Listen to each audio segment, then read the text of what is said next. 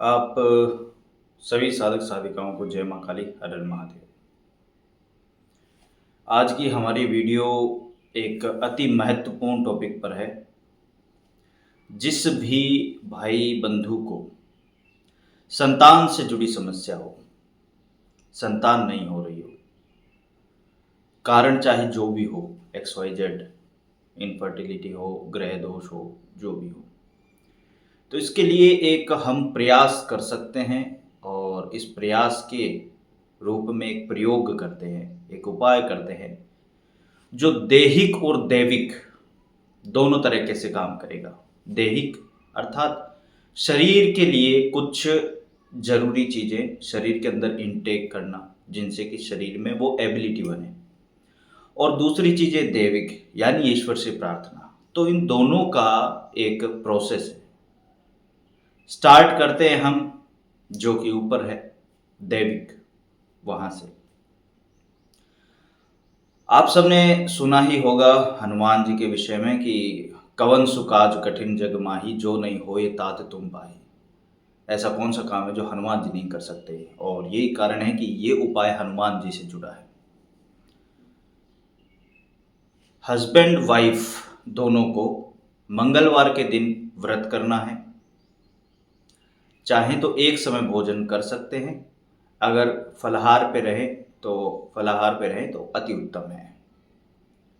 एक समय भोजन करना है या फिर फलाहार पे रहना है। पंचमुखी हनुमान कवच का पाठ करना है हस्बैंड और वाइफ दोनों को। पंचमुखी हनुमान कवच, हनुमान चालीसा, हनुमान अष्टक, हनुमान जी की आरती, 2 माला राम नाम की, राम राम राम राम। बस शुरुआत में गणपति का ध्यान किया, उसके बाद हनुमान जी की ये पूजा की और राम नाम की माला की, बस इतना। सुबह शाम दोनों टाइम करें तो सर्वोत्तम, नहीं तो कम से कम एक समय अवश्य करें। संतान के लिए है तो सुबह ब्रह्म मुहूर्त में करें तो अत्यंत उत्तम है, नहीं तो सुबह के समय 9 बजे से पहले पहले, कभी भी 8 बजे से पहले, 9 बजे से पहले। 9 बजे लास्ट टाइम है। किसी को बहुत बिजी शेड्यूल है, बहुत ज़्यादा, तो 9 बजे से पहले कम से कम आपको ये काम कर लेना है।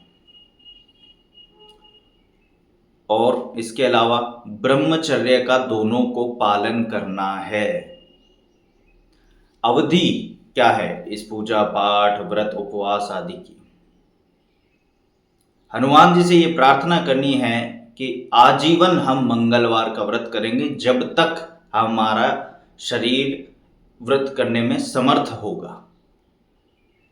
जब बीमारियां पकड़ ले, हमारी वृद्ध अवस्था आ जाए, हम ना कर सके, तो बाबा हम शायद नहीं कर पाएंगे, लेकिन जब तक शरीर स्वस्थ है हम आपका मंगलवार का व्रत करेंगे और फिर उनसे ये संतान की कामना करनी है। मंगलवार का व्रत करना है, ब्रह्मचर्य पालन करना है, भूमि शयन करना है, सादा भोजन खाना है, बहुत तेज मिर्च मसाले नहीं, ठीक। सूर्य अस्त होने के बाद में आपको भोजन नहीं करना है किसी भी दिन। सूर्य अस्त होने के बाद में, सूर्य यदि 6:30-7 बजे भोजन अस्त होता है तो उससे पहले भोजन कर लीजिए।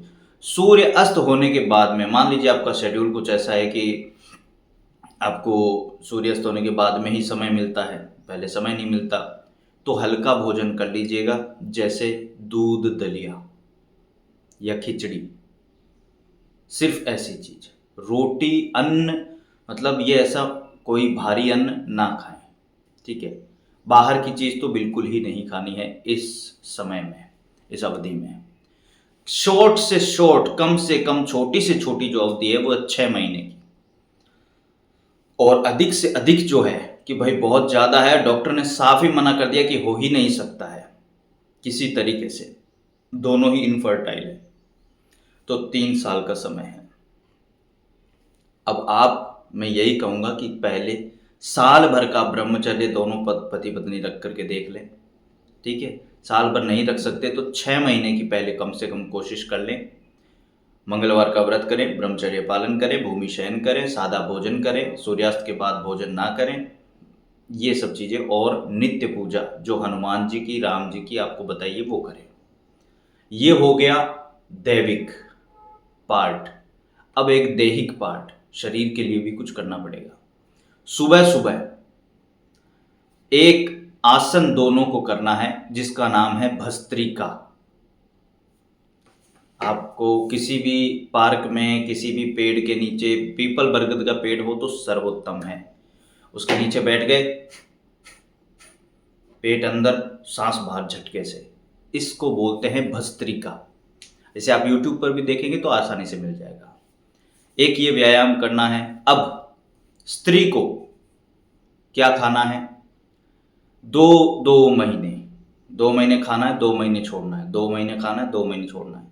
चूना, एकदम जो बाजरी का दाना होता है, या एकदम इतना सा, बिल्कुल छोटा सा, ठीक है, उसका एकदम ऐसे राउंड बना के उसको पूरा मतलब दही में डाल के मिक्स करके पूरा अच्छे से वो खाना है। 2 महीने खाना है, फिर 2 महीने छोड़ देना है, फिर 2 महीने खाना है, फिर 2 महीने छोड़ देना है। चूना। कड़ी पत्ता हमेशा सुबह, जब तक आपके संतान नहीं होती, जब तक आप इस प्रोसेस में, कड़ी पत्ते 5 पत्ते गिन करके आपको सुबह सुबह, जो मीठा नीम जिसको कहते हैं, चबाने हैं खाली पेट।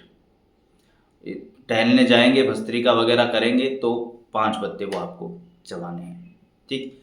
इसके अलावा रात के समय मेथी दाना 1 चम्मच, सिर्फ, ज़्यादा भिगोने की जरूरत नहीं, आधा चम्मच या 1 चम्मच, जो टीस्पून होती है, भिगो के रख दीजिए। सुबह उस पानी को पी लीजिएगा और वो मेथी दाना जो है वो चबा चबा करके खाना है स्त्री को। ये चीजें हैं स्त्री के लिए। अब पुरुष की बारी।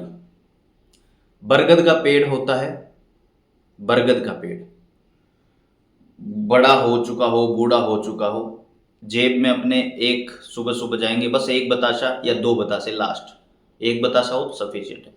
कोई भी एक पत्ता तोड़ना, वहां से जो दूध निकले उसकी 1-2 बूंद, 2 बूंद पर्याप्त है, ठीक है। वो बतासे के साथ वो 2 बूंद आपको खा लेनी है। 1 बतासा, 2 बूंद, बस। ये आपको जब तक संतान नहीं हो जाती तब तक करना है। अथवा आपको 1 ही बतासा अगर आप रखें तो आप कंटिन्यूस रख सकते हैं। 1 से ज़्यादा करें तो 3 महीने करके 1 महीने का गैप दे देना। इसके अलावा एलोवेरा, एलोवेरा बस आपको काटना है, छीलना है, और उसका जो जेली उसकी जो होती है, अंदर जेल होती है, वो चम्मच से 1 चम्मच 2 चम्मच, बस बहुत है। ये इतना कार्य आपको करना है। दैहिक दैविक दोनों को इंक्लूड करके चलना है। संतान प्राप्ति अवश्य होगी, जरूर होगी। हनुमान जी की कृपा और साथ में योगासन और साथ में हमारा ये जो आयुर्वेदिक जब हमारे अंदर जाएगा तो पॉजिटिव रिजल्ट जरूर जरूर आपको मिलेगा। इसके अलावा साथ में आप चाहें तो डॉक्टरी सलाह भी लेते रहिएगा। अपना जांच, अपनी इनफर्टिलिटी बढ़ रही है कि नहीं बढ़ रही, उसकी भी अगर जांच वगैरह होती है तो वो करवाते रहिएगा। साथ में अगर कोई भाई बंधु गोली दवाई ले रहा है तो उससे कोई मनाही नहीं है, वो चाहे तो ले सकता है।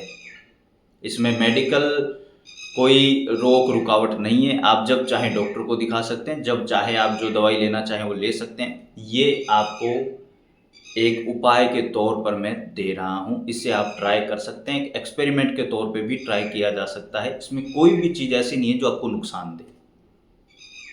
तो ये कार्य अवश्य कीजिएगा और भगवती की दया से और हनुमान जी की कृपा से, ऐसे ये हनुमान जी का सिर्फ दैहिक छोड़ करके केवल दैविक को हमने उठा करके अप्लाई किया हुआ है।